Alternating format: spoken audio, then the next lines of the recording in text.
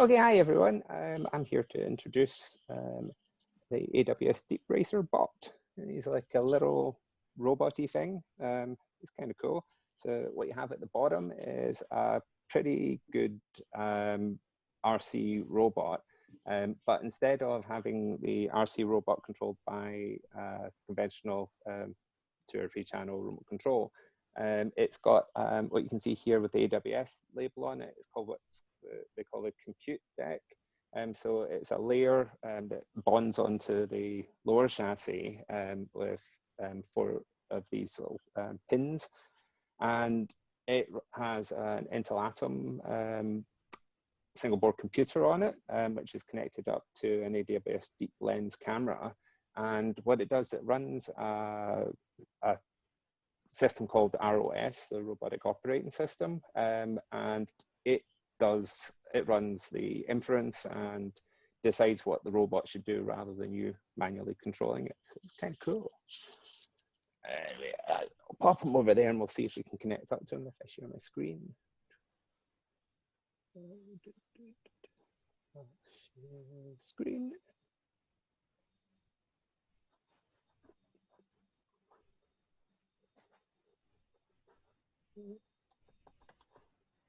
Sure. Oh, okay, so you can now see my screen, hopefully. Yeah, cool. Right, so it's running Ubuntu, so you can actually just secure shell into it. I won't read out my password. So you can see that it's got it's got a standard distribution of Ubuntu, so 16.04. It's actually one of my favorites.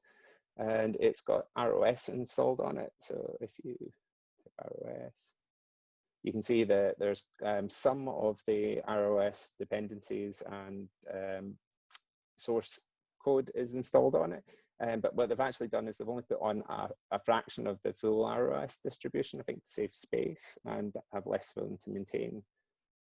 And it's kind of like everything with this. You can dig under the hood, but this is meant to be an introductory tool to train you as to how machine learning, robotics, and reinforcement learning works.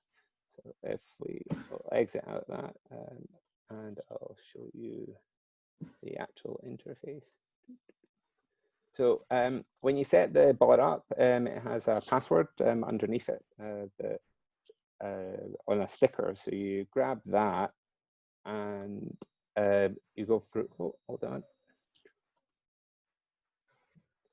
Try again.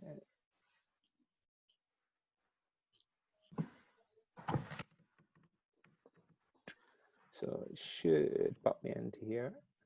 Hey, there you go. You can disappear that. So you can see here now it's showing a picture of me because that's what the robot can see. The camera stream's not 100% great. If you crash the robot, unfortunately, it nearly always stops. And you can see here it gives you 2 ways of running it. You can do manual driving, and it gives you a little joystick to control it, and a speed controller that sets the maximum speed. So that's a way of tidying up the interface. Generally, if you start off at quite a low speed and then, oh, you can see the camera's not working great. There's a bit of lag there. The autonomous driving, you generally want to do your first couple of laps at a very low speed, and then as you get more confident, you start bumping up the percentage. So that's pretty much all there is to it. You can install the models that you train in the cloud, download them, put them on using an SD card.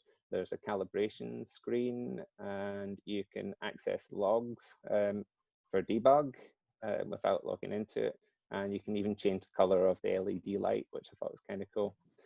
This is the bit in settings where you can enable secure shell. When you set up secure shell, it forces you to set a password. You probably shouldn't do the same password as the sticker on the machine. Okay, so what we'll do now, if we open up AWS,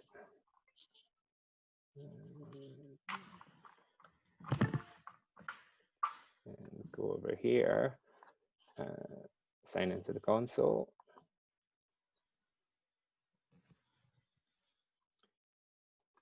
Don't save your passwords in Chrome like I do, that's a bad thing. So just like everything in AWS, you go into the Management Console and have a wee search for it, and there's AWS Deepracer.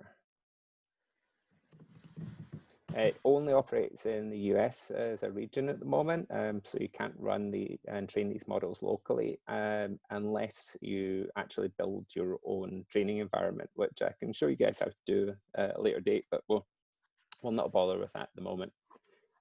It's just had a bit of a revamp. The models and the types of races you can do have improved this year. So you can do like head-to-head and objects avoidance, but time trials probably the best one to go for. So if I click on your models and create model, we can build a model from scratch. So the first screen is giving you an overview of how reinforcement learning works. It has a virtual environment. The agent, which is the robot, has a discrete number of actions that it can enact in the environment.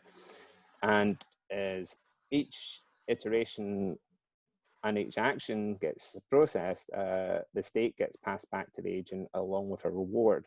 So what you're trying to do is obviously incentivize better policy, by your policies, incentivize better behavior from your robot. So you only need to do account resources the first time. If you ever get them into a mess, you can reset them. You need to give a model name, so we'll call it ML test 1, 2, 3, 4. I'll give it a bit of a blurb in here. Then you choose the track that you want to train it on. The Fukuyama loop is the current training track for the competitive league, so we'll leave that one. That's quite cool. It's actually quite a squiggly wee track. If you want an easy one, you've got the original reInvent 2018. So if you actually have a look at that, that's what a competitive track looked like in 2018. And this is what an introductory track looks like now. It shows you how much the technology's moved on.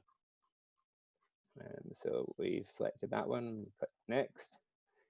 This is another thing that's changed recently. You now got the option to vary the neural network structure within your robot and also change its maximum speed, the granularity of the steering, and you can add extra components onto it. You can now get ones with LiDARs and extra cameras.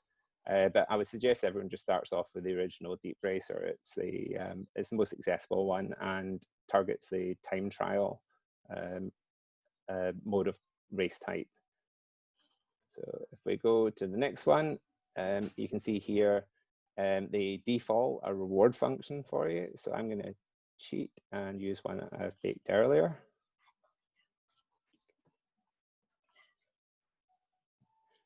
So it's a slightly more complicated one. What this one's doing is a Python script, and what it's doing is it's looking at the next 2 points where the robot should be if it's following the optimal path through the track, and it's working out what angle the steering should be at based on the direction of the car.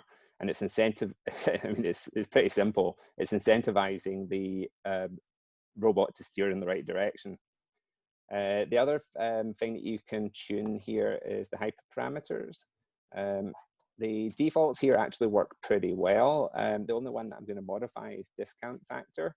The reason why I'm modifying discount factor here is that the advantages to having a larger discount factor or a shorter discount factor are how much the robot cares about the future. So 50% discount factor makes the robot fairly risk averse, but it also makes it care about the here and now. So it's generally a good one to do. And this is another key one, is how long you're going to run the training for. When this actually kicks off, it runs multiple Elastic Compute nodes. So it's kicking off multiple virtual machines for you that run in the background. They do give you $30 on the free tier, which is enough to run a few hours of training. So it'll let you train your first model. You can see here the estimated costs are about $3.36. I've actually found them to be a little bit higher than that, but your mileage may vary. Generally, what people do is if they're training these models, training in the console like this, to get a competitive model, you're probably talking about $900 of compute, which is, I mean, it's ridiculous. So what most people are doing now is they either building training environments on their own computers, or they're using cloud compute like Google Cloud Platform. I tend to plug Google Cloud Platform because they give you a $300 first year credit. And I found that that actually seems to work even if you've already used your first year free credit if you start a new Google account. So I'm not sure how long that will work for, but I'm on my third one. Okay, so we'll click Create Model, and we'll let that cook for a little bit. So you'll see here, it's warning you that the training's initialized. It's going to take about 6 minutes. So what that's doing in the background is it's building, it's using CloudFormation to build a virtual private cloud for you with all the componentry that's required. It's using the services in the background. That's using our S3 for storage. It's using Elastic Compute to provide the compute virtual private cloud to host them and connect them. And it's also, well, I'm trying to think of anything else that it's using. Oh, it's using a RoboMaker, which is a specific tool for that's used to automate the training of virtual robots. Training real robots in real environments is time consuming and expensive.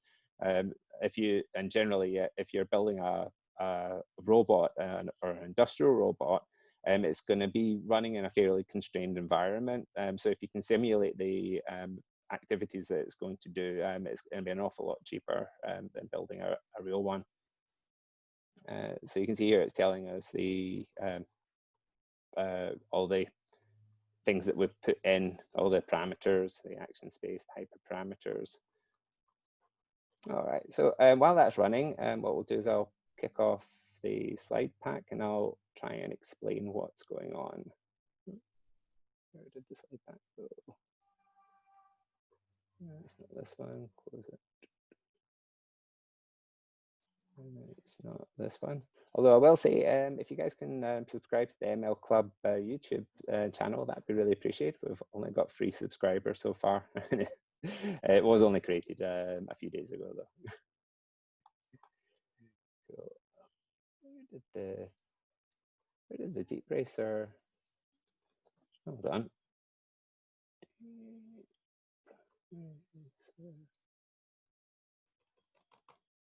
There you go. 15. I thought I'd already opened that. That's weird. Okay. And we should be able to present this.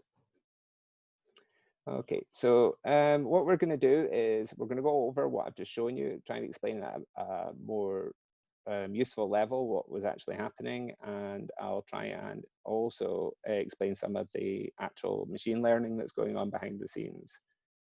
So as I say, we're going to cover what Deepracer is, what the reinforcement learning is, training the model, how you can get involved, and then we'll have questions. Although if you want to shout out any questions while we're going, I've not muted any mics, so feel free to chime in if you've got a question. No need to raise hands or anything.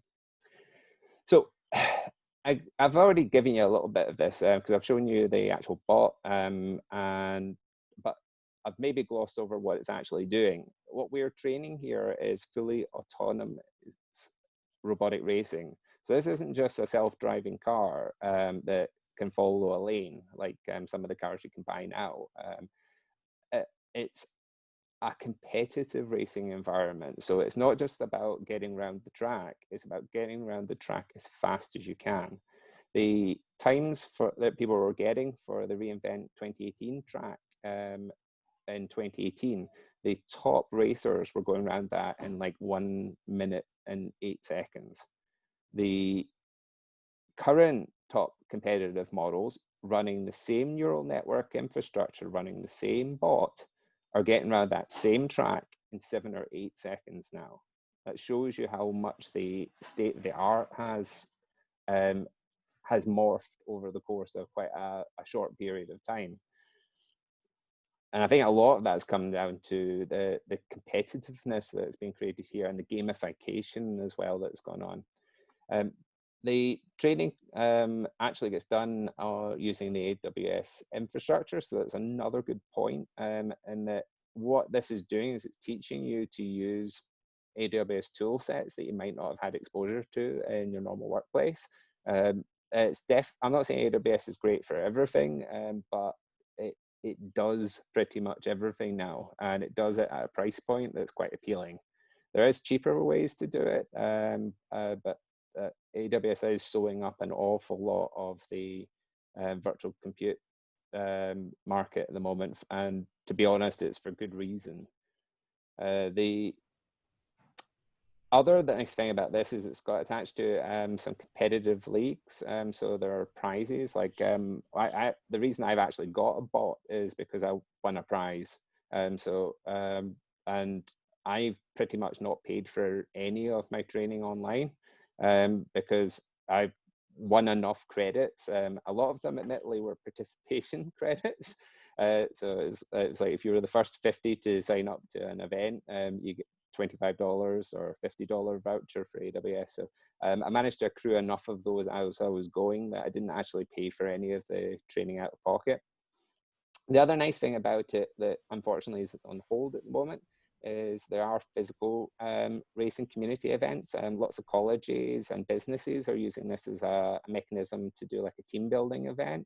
And one of my friends, Lyndon Legate, is one of the community organizers, and he's actually built a small company attached to that. So he's bought a some really nice tracks. He's got a stable of robots, and he comes to your office and runs like a corporate event training day with the staff. So it's quite a nice, fun thing to do. And the other big thing out of this is that if you do well, if you win any of the competitions, or I think it's if you place in the top 3 of multiple competitions, you get an invite to reInvent in Vegas. So they pay for your flights and accommodation and get you over to what I've heard is a pretty cool event. And they also have the finals for the Deepracer Cup there. So it stops being virtual at that point, it becomes a real race. So what's under the hood? The software stack, the main bit that we're probably interested in is SageMaker. So that's where the reinforcement learning model and the training actually goes on. And it's using TensorFlow inference to do the decision making. The new tool that most people probably wouldn't have had anything to do with is AWS RoboMaker. So that's where the racing simulator sits. The 2 tools that are getting used there is Gazebo and ROS, Robotic Operating System.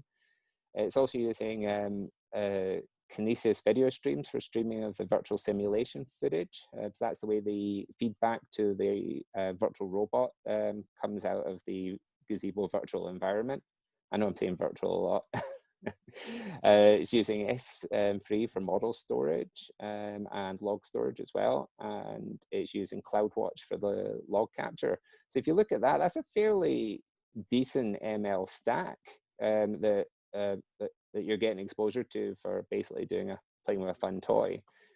The bot itself, as I've shown you before, it's running 16.4 LTS, and it's running Intel OpenVINO and ROS Kinetic. So that's Kinetic Kami. That's just the version of robotic operating system.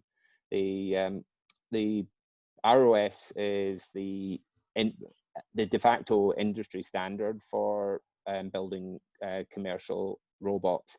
It's all that stuff that you would. It's a good structure. ROS. It's basically it's like a messaging bus that breaks down the componentry of your robot into nodes. So it's a good framework to build in that gets you that makes you program in a good way.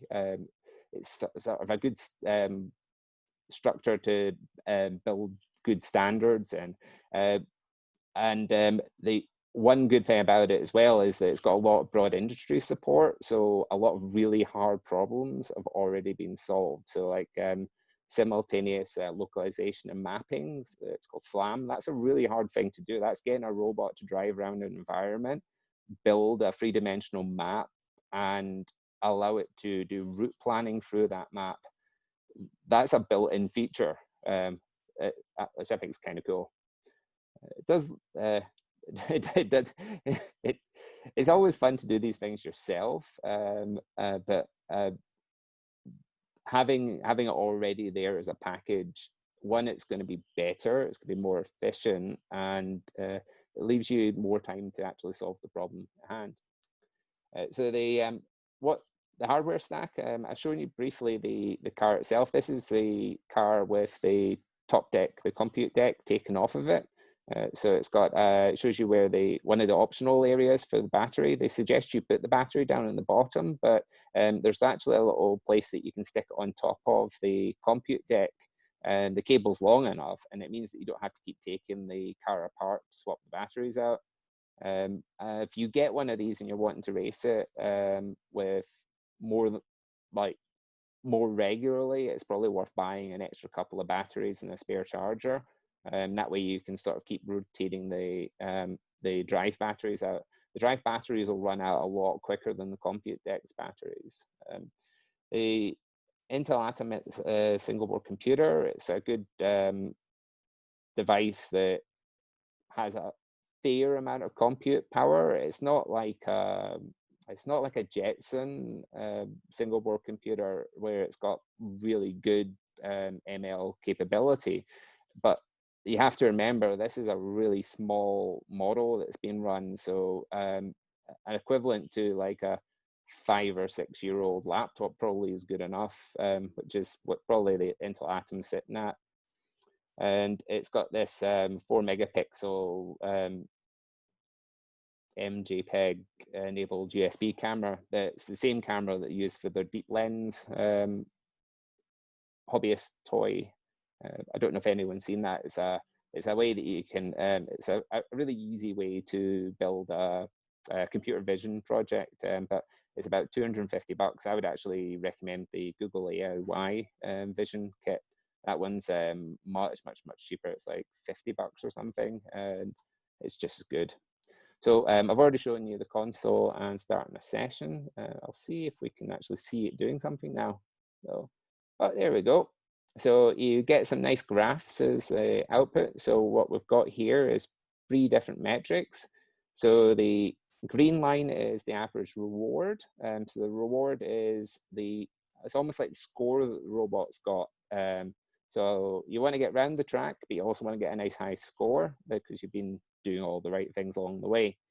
The red one is one of the ones you worry about early on, and that's your lap completion. So you can see here that on average, the robot's getting around 43%, which isn't that good. And you can see the average completion, it's only about 5% of its experiments are getting around the track the whole way. But one of the nice things to do actually is if you go out and click on the resources down here, you can actually watch it training.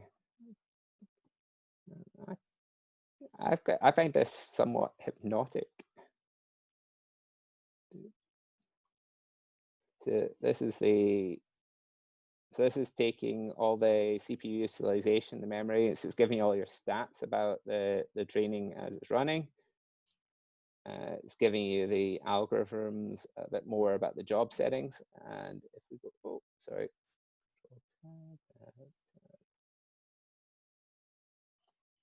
There we go. If we go to the simulation job, you get the pretty pictures. So you've got multiple tools, and this is one of the reasons why this is not just Deepracer. You're now seeing AWS RoboMaker. So this is a tool that's for building commercial robots. It's not just for building hobbyist toys. So you can see here it's got terminal access to go into the terminal of your virtual computer. It's got RQT and RViz. RViz is the one I'm more familiar with. That's basically allowing you to see through the eyes of your robot and visualize what the robot's seeing. And Gazebo is the wider view, so that's allowing you to see the environment with the robot conceptualized in it, if that makes any sense. So I'll just take a little minute, and hey, there's a robot. You see him, he's the wee, let's see if I can zoom in on him. There we go. Yeah, look at him. He's sort of driving around the track. He's not doing a great job. He's a bit wiggly waggly. Oh, and he's not handled that hairpin well. He's crashed. So yeah, you can see, I should maybe have shown you when he first started. When they first start, they have no concept of right, left, up, down, anything.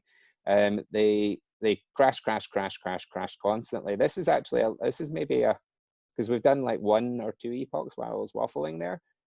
You can see the robot's got the idea of what a track looks like. And it's already got the understanding of following roughly the middle of it. It's a good idea. Hey, he's coming right for us. Hey, crash. So yeah, so anyway, the robot is basically doing a number of experiments here, where it's repeatedly trying slightly different approaches and working out using normal sort of batch normalization what it should do to improve its reward.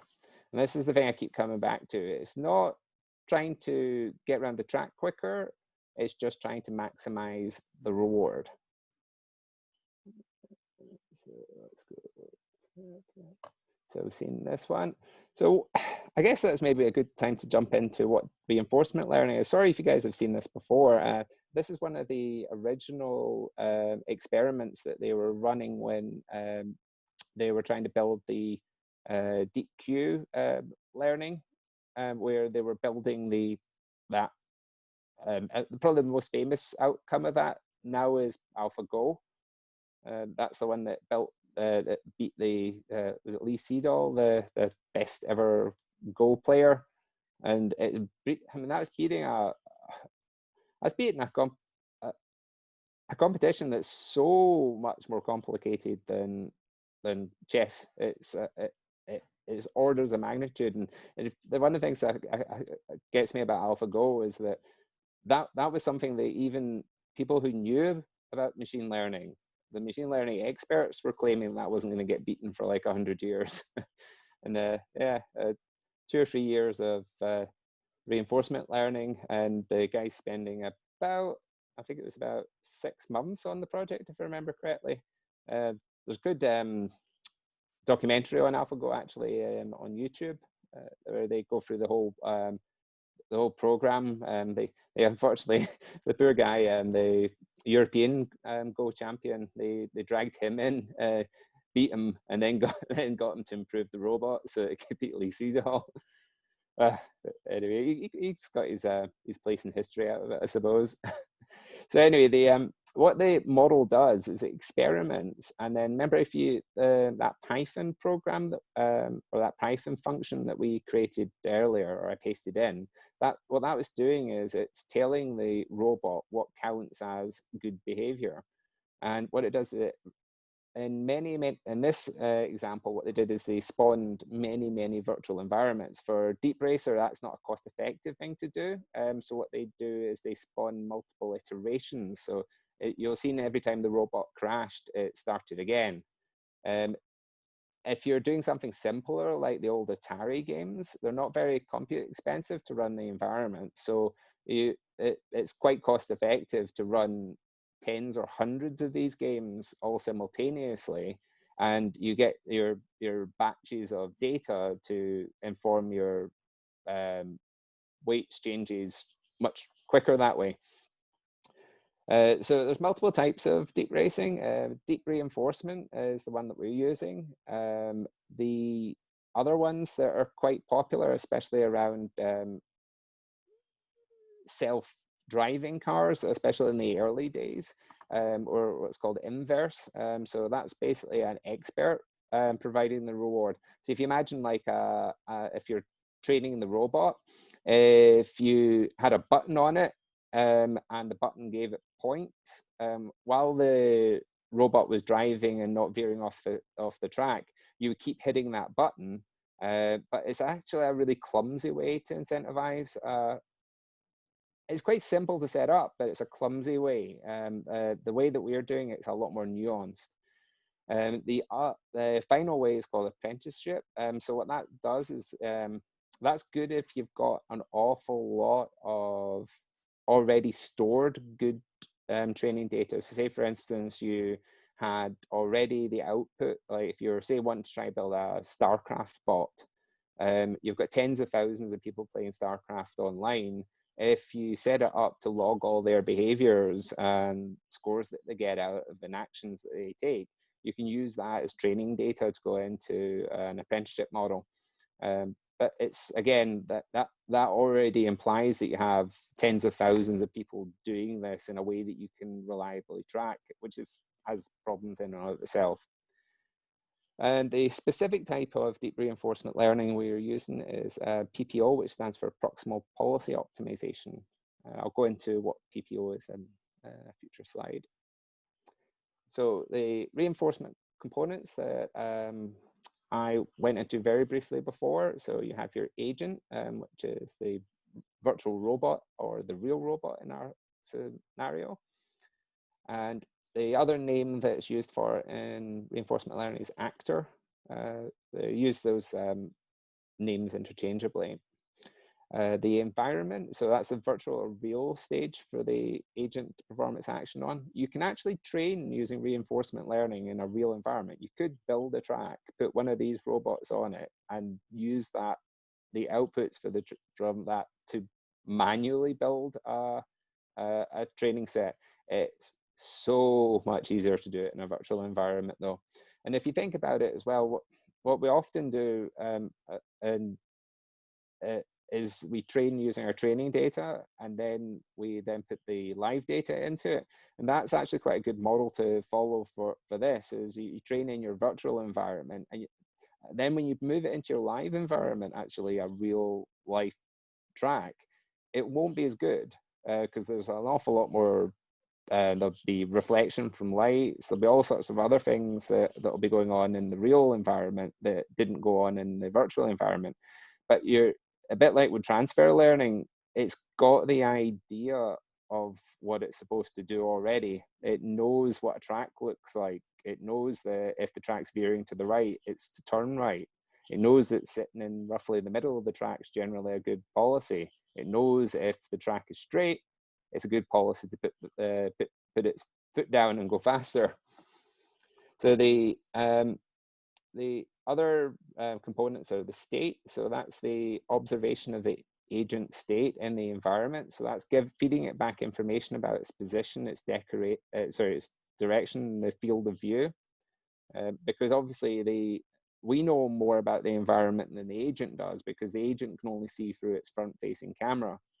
The newer bots actually have binocular front vision, and they've got a rear-facing LiDAR, which is like a laser rangefinder, the kind that you get like in the Nito robot vacuum. They're kind of cool. The action is chosen and executed based on the state that's fed into the robot by the model being trained. So it enacts the policy. So it runs it, the way we think of is it runs an inference and it produces a classification of the best action to take. It could be a turn left, it could be a turn hard left, it could be a straight, it could be accelerate, it could be slow down. The other thing that's coming out of this is the reward. So that's calculated based on the state parameters, and it's used to optimize the model. So that's what we feed back. It's the equivalent to the loss that you would have when you were doing normal like image classification or with normal training data. So again, this is a neural network. This is going to look like a comically simple one. If you've seen anything like Inception, or if you've seen any like YOLO or any of the other deep learning image classification networks. But this shows you why you can run on an Intel Atom with no acceleration. It is literally as small as this. It's free max pooling, and then one fully connected layer that produces the output action. It's tiny. The enhanced version of this is a 5-layer model, but even then, I mean, that's still tiny, and there's a reason why they're tiny. Reinforcement. Well, for one thing, that there's not a lot of input. It's a small grainy image of a track that's going into it, and the output space really isn't that big. There's only maybe 6 or 7 actions in most, sorry, 6 or 8 or 10 actions that people generally put into the models. It's actually based on experimental evidence, or probably more correctly anecdotal evidence. What most people are finding is the ones with larger action spaces, where you give more choices to the robot as to what it can do, the longer it takes to train and the less it converges on a good result. Generally what works best is to give it a relatively slow hard left, a relatively slow hard right, a moderately fast soft left, a moderately fast soft right, and a fast straight, and you just leave it at that. I mean, guys have all seen neural networks before, so none of this is that interesting. So the neural network's got many configurable parameters called weights and biases. These are just numbers, as you know, and the difference between the two are the weights are what we multiply by, and the biases are what we add at each layer. And the non-linearity is introduced by ReLU, so it's an activation function. It's regulated linear unit, isn't it? I can't remember what ReLU stands for. So training the neural network, training tries to iteratively improve the model using estimates of the advantage, gain or loss. When it's computing advantage, it's comparing it to the previous, what the previous model would do. And it's trying to see if the policy could be optimized more by whether we've gained advantage or loss. And this is repeated by with and updated over many episodes. Just like with normal training, and normally your learning rates are very low, and when you do updates on your weights, it's generally always quite small. And it's same with this. It's important that you don't update your policy too quickly. So it does have very, very low learning rates. I've spoken to you about action space. That's just a little simple JSON file with the different steering angle speeds, and then an arbitrary index number. So that's giving the, so your output of your neural network will be in this, imagine this very simple action space, it would output a 0, 1, 2, or 3, and what that would do is say it outputted 3, it would instruct the robot for your next cycle, turn the steering angle to -15 and move your speed to 1 meter per second. So if you're doing this in the normal training environment, you don't have any ability to change your action space after you've trained your model, because you can take an existing model and transfer learning. That's what quite a lot of the people are doing. They're building really good general models, and then when the competition's on, they're using that base model, and then they're fine tuning it on the specific track. So some of them are more wiggly waggly tracks. Some of them have got much longer straights. So what you want to do is tune your model to behave in the way that is best for the track it's going to be running on. You can sneak onto the S3 bucket that's created by RoboMaker, and you can actually modify them yourself. What I would say though is that be careful when you're changing them. So you can't obviously change, say if action 0 is 0.5 meters per second and -30 on the steering angle. You certainly wouldn't want to change that to steering angle plus 30, because that would flip for every time it would, yeah, you'd throw the model into distress there. Also, you can't change the number of actions that you've got, but what you can do is you can tune the speed up a little bit. I found that increasing the speed by 10 to 20% each iteration generally works fairly well. And then we'll dig into the reward functions. That was that simple Python script that I pasted in. So you get 3 or 4 default reward functions that they show you that you can select in the console without having to write them yourself. This is one of them. So what this one is doing is it's working out the distance from center and the track width, and then it's creating 3 markers based on how close it is to the middle of the track, and then it's giving a different reward each time the reward function is called. And if the car is close to the middle marker, it gives it 1 reward point. If it's getting close to the edge of the track, it gets half a reward point. And if it's about to drive off of the track, it gets 0.1 of a reward point. So you can see here that if it's wanting to accrue larger numbers of rewards, it's probably going to want to drive down the middle of the track to get all these 1s rather than these 0.5s. If you notice though, this is it's got an else statement here where the reward is 1 to the e to the minus 3. So that's when it's gone so far off the track it's about to crash. And it might be a recoverable position, but probably isn't. But the important thing is that you don't give it a negative amount. So 1 to the e to the minus 3 obviously is like 1 with the decimal point moved over. It's not -3. If you give negative rewards, you have to think about what that's incentivizing. And for most robots, when they're trained with negative rewards, if you think about it, it's like if you've got 100 points already in the bag, and then the action that you take gives you -3. You're like, oh, I've got 97 now. I don't want to lose any more. So you create suicidal robots. They try to end the episode quicker before they lose any more points. Really, really bizarre behavior. But you've got, this is why you need to think about what you're incentivizing it to do. And it's not necessarily what you wanted. It will literally interpret the code in the way that maximizes the return of reward.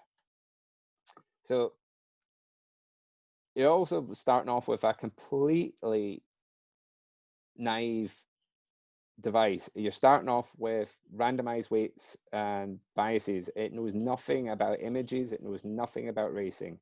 So it's exploring unknown space. So and this is what I was saying, it will maximize what you requested, not what you intended. So this little robot, unfortunately, the video is not working at the moment, but I trained a very fast racing line follower.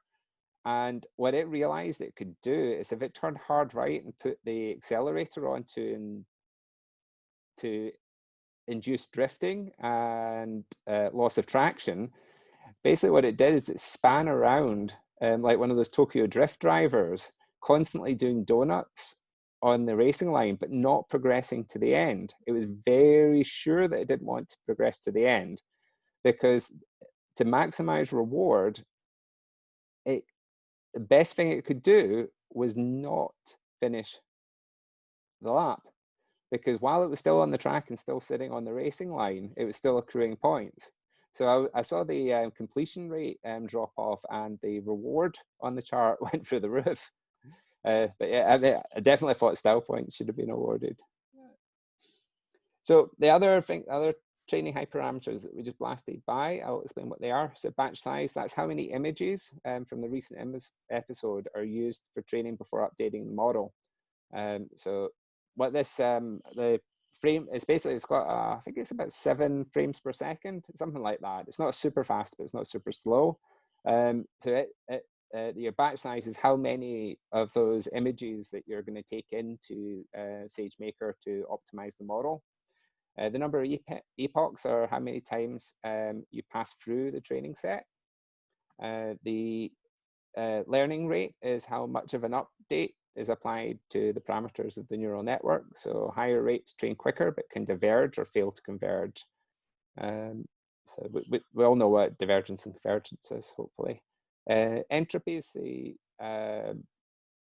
similar to dropout. So that's removing some of the input to allow for experimentation. So a higher entropy rate will create a more experimental robot. A lower entropy rate is probably what you would use if you're fine-tuning an already good robot. The discount factor is that, remember, that's the one that we changed. So that's the value placed on future reward. So I wouldn't go any lower than 0.5. The reason why 0.5 has been chosen is because it trains really fast that way. High values like 0.99 values the total reward. That's a really useful one if you're giving it a reward for completing a lap. Loss type, 2 options they give you are mean squared error, so that's the faster one, and then Huber's the other one that they give to you. Huber is not as fast, obviously, but it's actually better at convergence. So if you've already got a fairly good robot model and you're fine-tuning it, switching over to Huber is quite a good option. And the number of experience episodes between policy update is how many laps the model attempts before the model is trained. Okay, so if we jump back into here, hopefully we're going to see a slightly better robot. Let's see what he's doing. So you can see here, it's not as naive, it's certainly not waggling, and it's cutting corners. That's pretty cool. It's a bit waggly there. It's speeding up when it's on the straights. Let's see if we can see. Oh, it made it around that hairpin. See how it deals with this hairpin. Oh, it's crashed. Oh, no, so that was it completing the track. Oh, it's still not making it around that hairpin. So it's not a perfect robot yet, but you can see it's definitely driving better than the robot was when we first looked at it. Now, let's see if the stats actually back that up. There we go. So we can see our rewards are still trending upwards. So what was red again? That was the average percentage of completion. So we've almost built a model that almost always manages to make it around the track. That crash we saw was probably one of the few that it's doing now. And you're obviously going to get a higher reward for completing the track. But as you're seeing here, when we were completing 50% of the track, we were only getting an average reward of about 40.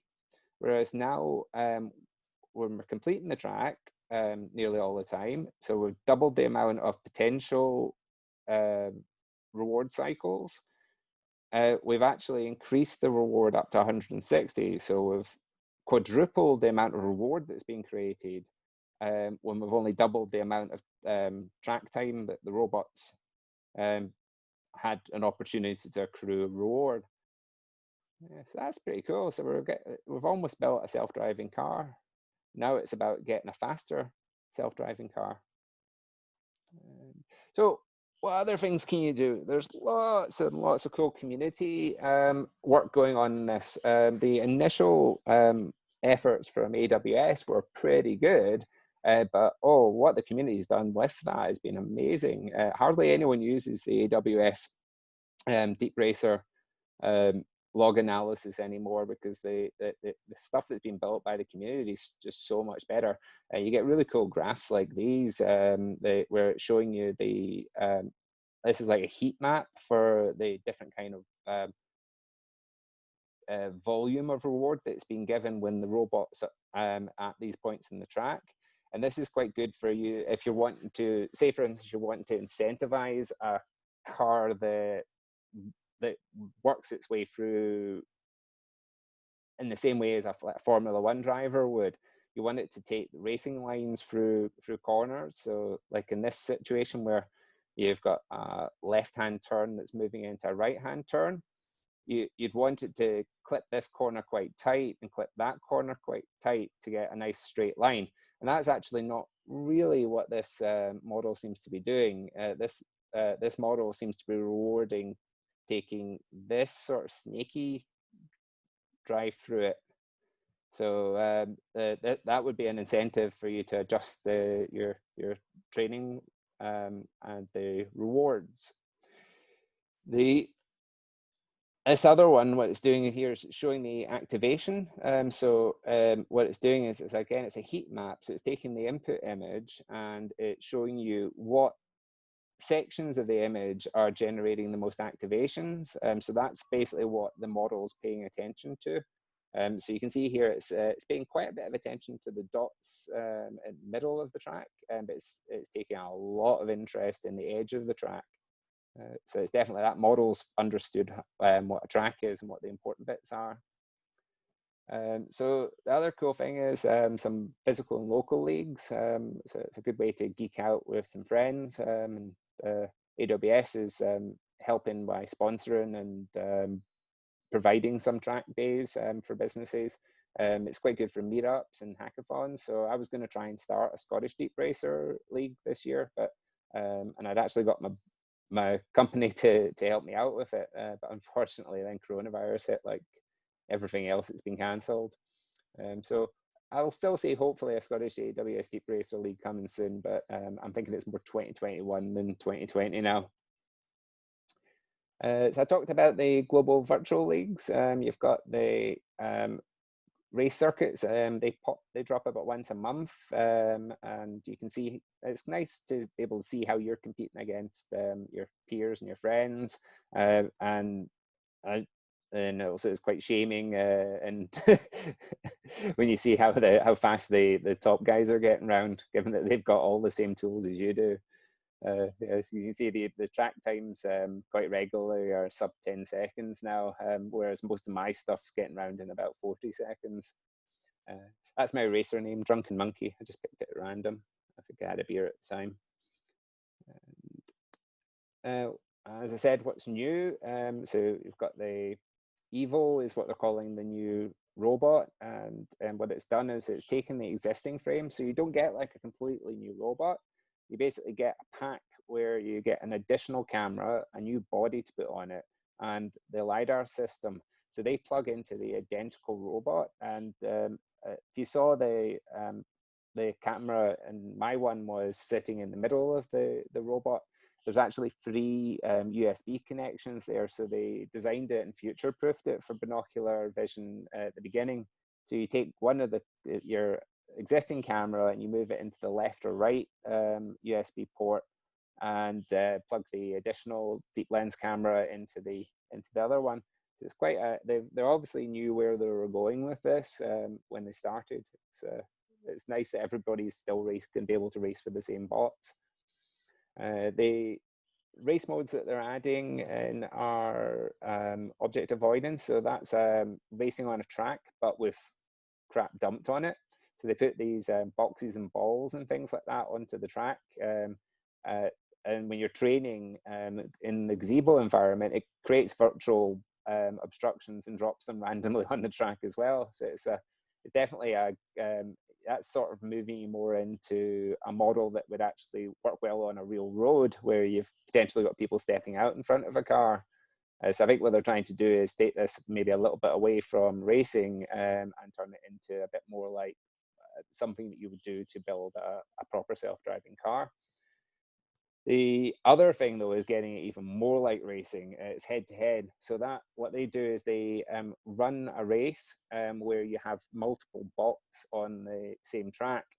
And that's where the LiDAR sensors come in, because these robots can only see forward. And with binocular vision, they can see forward and actually gauge distances, because you've got the same way as we use our binocular vision and parallax to be able to tell how far away things are. The robot can do that with the two images that are coming in and into its neural network.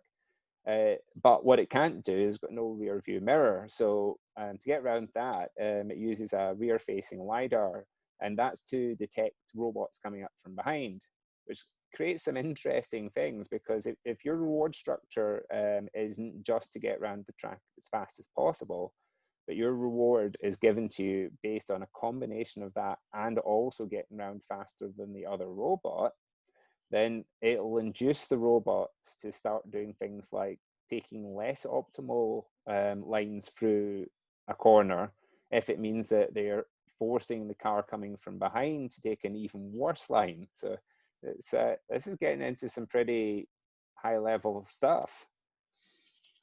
So, I mean, I'll open up for questions now, and I've got a slide here with some useful links. So the Deep Racing community, YouTube is quite good. It's got some good overviews similar to what I'm doing here, and they discuss all the new stuff that's coming out, tips and tricks.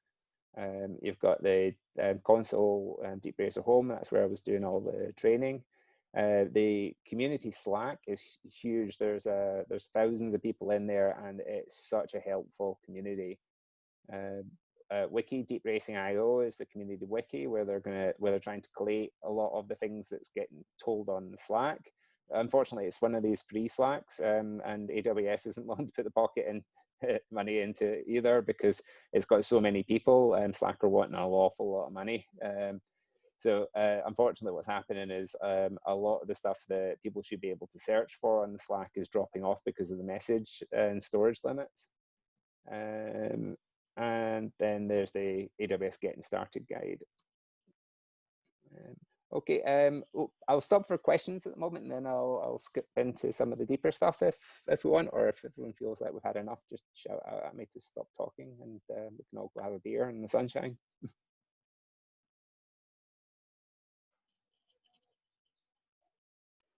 See, for a lot of so when you train a model, how easy does it adapt to like a completely new track? It depends on what you've incentivized. Generally, the tracks vary, and like this one's got a good solid horseshoe hairpin in it, which a model that you trained on reInvent 2018, it's never seen that before, but it already knows that its goal is to stay between the boundaries of the track. So it's going to have a better chance at doing it. But yeah, a model that had been trained on reInvent 2018 that you then dumped straight into doing the Fukuyama one with the same reward structure would struggle to get around it, and it would take a bit of time to converge on a good response, because it's having to learn what a horseshoe is. Something that's been trained on Fukuyama that gets put onto reInvent 2018, it's going to be suboptimal, but it's not going to find anything overly challenging. So Fukuyama's got this is a really good training track because it's got most of the components that you can see in racing. It's got hairpins, it's got a long straightaway, it's got the only thing it doesn't really have is any slight banking, like those sort of like soft corners where you can still go quite fast through them. So that would be the thing that it would probably try to go around the corners on the reInvent a little too slow. But it wouldn't have any problems getting around them. So yeah, they generalize, but what it will learn to do is optimize for the track it's trained on. And this is why a lot of people, to build those good general models so that they can then subsequently fine tune, they don't train on a single track. They'll train it on a windy track like this, then they'll train it on a, they'll take that same model and then they'll fine tune it on reInvent 2018, then they'll move to maybe the German track and they'll train it on that until they get something that's pretty good at doing all the things it's required to do. If that makes any sense. Yeah, and you can see here our model's getting pretty good. Less than an hour, and we've taken completely random weights. We've given it a fairly aggressive discount factor, and we've seen the model really perform well. Like you can see the reward now is it's going up to about 450 when it's going around the track. And we've only increased the amount of track time by about 2%, 2 or 3%. So, and it's getting around the track every single time it tries now. And again, this is not an easy track to get round, and it's not an easy track to get round fast. So, if we let this run and run and run, what we'd see is that red line would stay pretty much solid on 100%. But what we'd probably see is it almost look like a sigmoid curve for the reward. As the reward sort of gets to its maximal values, it will start smoothing off, and it'll create that sort of traditional S, sort of mathematical S shape, if you know what I mean. Any other questions?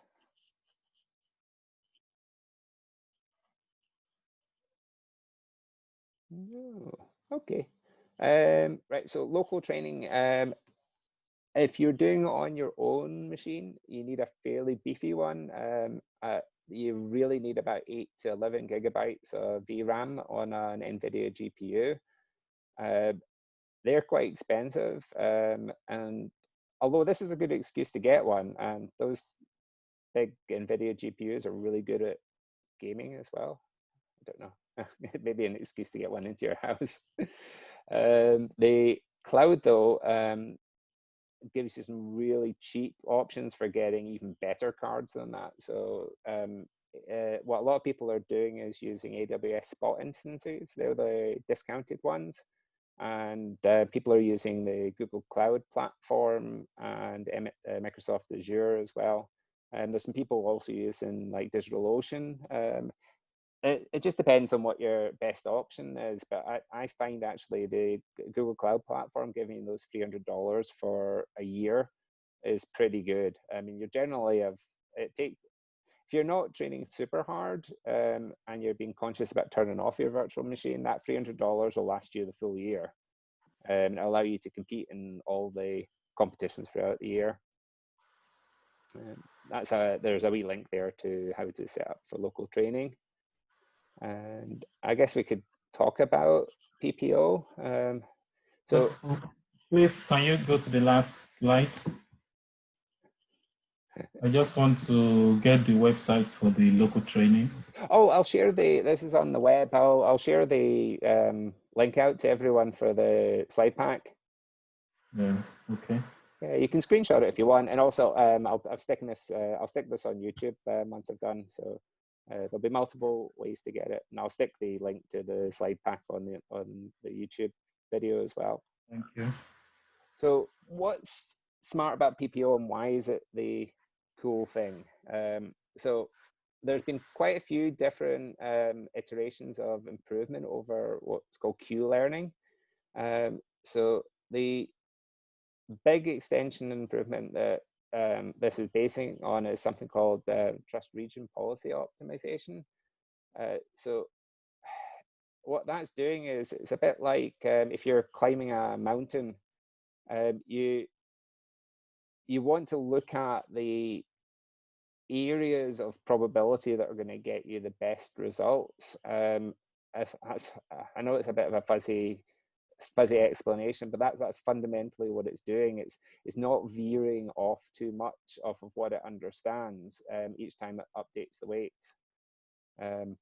So the good things about it is it's easier to train and it handles visual input well, and it enjoys continuous input. So it's a variation on what's called an actor-critic model. So the two components are the estimator, which creates the baseline prediction of what the current policy would achieve. So that, remember, that's what we don't want to veer too much off of our current expected result. And then it compares the action the agent took, and it estimates the computes the advantage gains. So if it's better, it nudges the policies to have a higher probability of the action given the same input. And if it's worse, it nudges the policy to make the action less probable.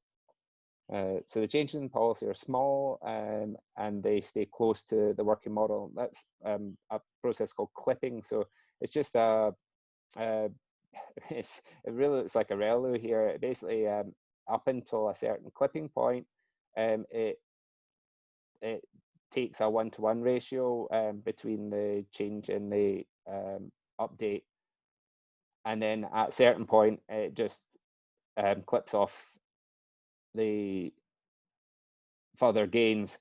So this potentially would have continued off in this direction up into the top right, but it just says, no, that's a maximal amount. And then there's an equivalent clipping that's done on negative weight updates. And yeah, so this is a slightly more involved graphic of what's happening in the neural network, and it still looks really, really simple. So it's an input layer, some convolution 2Ds, it then flattens, then 2 dense nets, and then an output. So each layer's got bias, dropout, and then an activation function, and then the final dense layer just has bias. So I mean, they're really, really simple neural networks, but they're certainly more than good enough. So we've covered what batch normalization is. So that's the process that helps back propagation, the adjustment to the weights and biases. So it takes a series of experiments and then passes that back in one group rather than adjust the weights every single time, every pass through. We talked about what bias. You guys know what dropout is, and you know what an activation function is. So yeah. This is for a slightly different audience to ML Club. Okay, well, that's me. I've run out of slides. Anyone got any other questions, or should we call it a night? Just as a curiosity, so for like the input into the neural network, is it mainly just like the raw image coming from the camera, or is it doing like pre-processing? Do you know? Yeah, they pre-process it in the same sort of way that you. Hold on, I can see you guys and you can't see me. It's all right. You know what it looked like. The same way as that, you know, like when you're taking an image into like ResNet, you'll downsample it to the input size that ResNet likes. So it's like 224 or something like that by 224.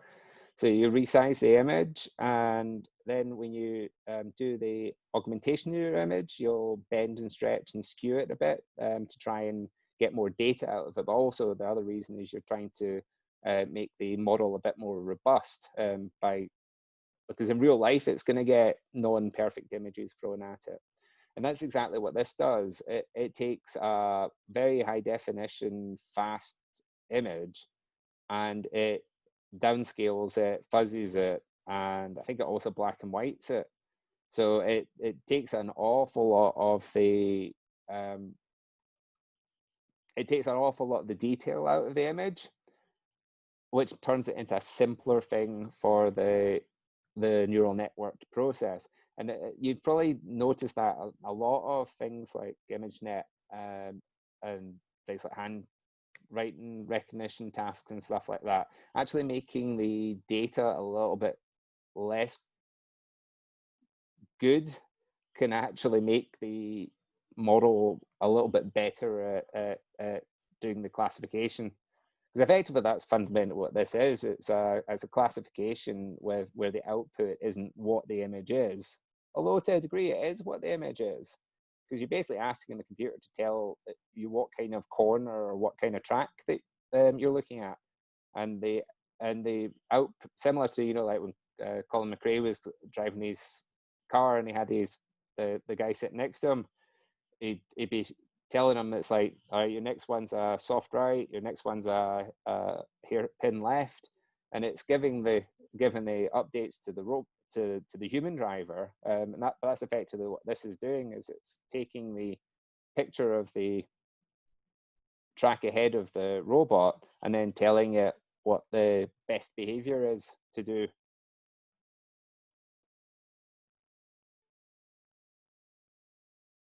That's really cool. I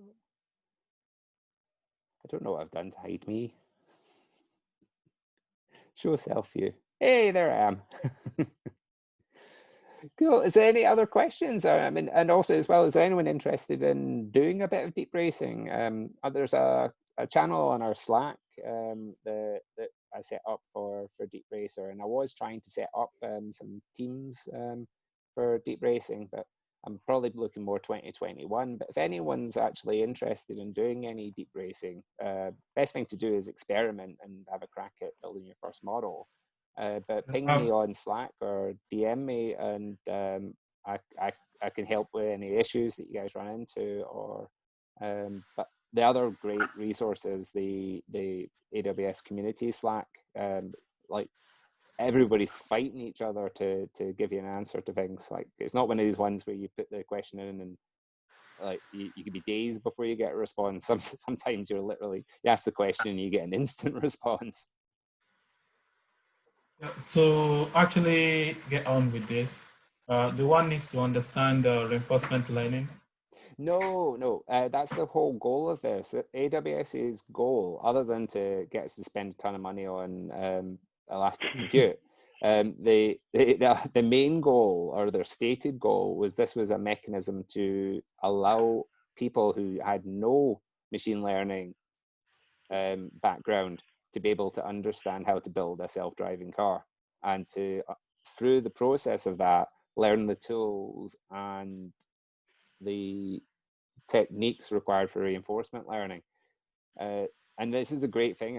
I've said it a couple of times that these tools are not toy tools.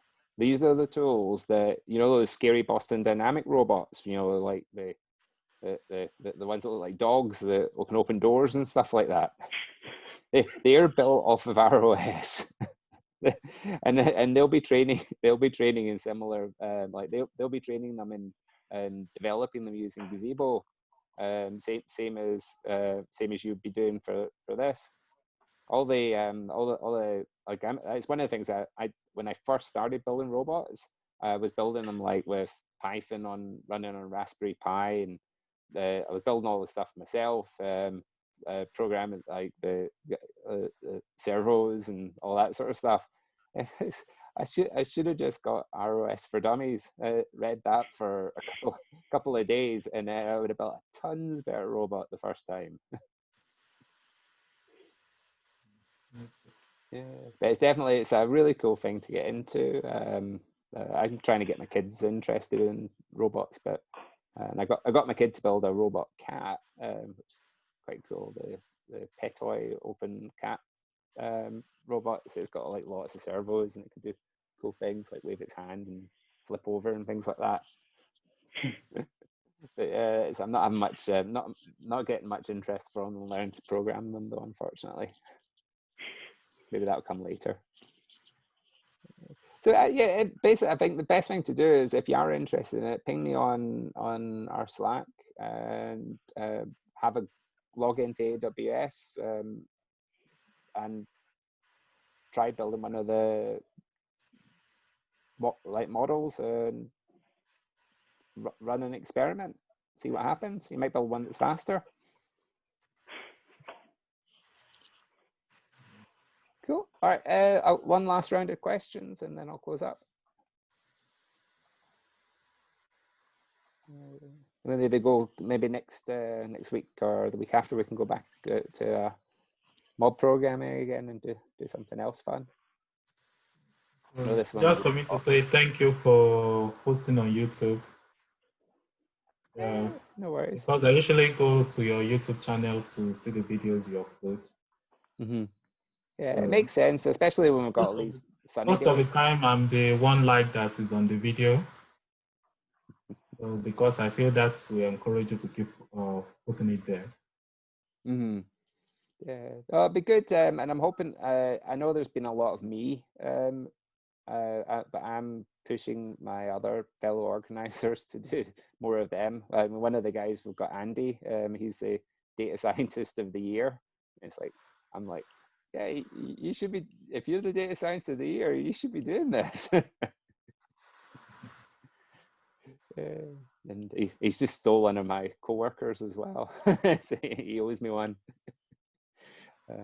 I'm trying to get some of the guys from the BBC to come on as well, but unfortunately some of their stuff state secrets at the moment. So but we might see some of the interesting stuff out of them one day. All right. Okay. Well, anyway, thanks, guys. I appreciate you guys taking some time out of your day. I know it's sunny and beautiful outside. It's the hottest day of the year so far. Yeah. And global warming's a myth, apparently. Yeah, it's like 30 in Glasgow. Yeah, it's going to rain in a weekend, folks. Don't worry.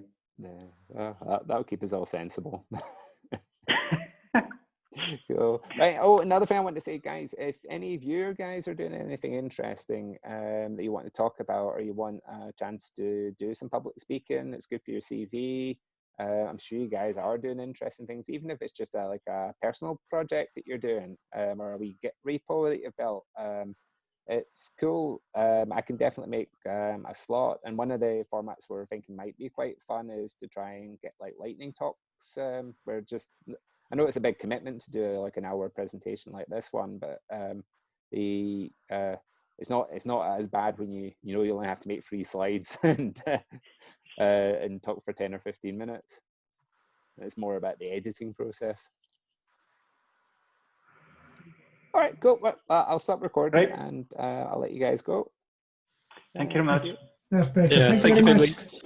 No worries. Appreciate you all coming. Cheers.